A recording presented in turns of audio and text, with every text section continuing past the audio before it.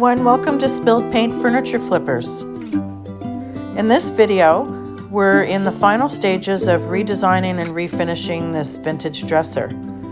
Now, if you've been watching our previous videos, you'd know that we went ahead and replaced the top of the dresser because it was in pretty rough shape.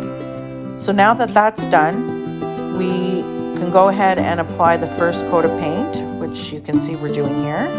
And we're using Benjamin Moore Command Paint in the color black.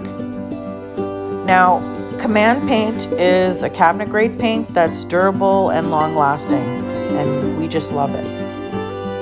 So once the first coat of paint is dry, we'll go ahead and apply the second coat. And then once that's done, we can go ahead and install the hardware. Now in this case, we decided we would use the original hardware, so we just cleaned it up and spray painted it gold. And once that is complete, I can go ahead and stage it and post it on Facebook Marketplace. So stay tuned for the next video because we'll be revealing the final product.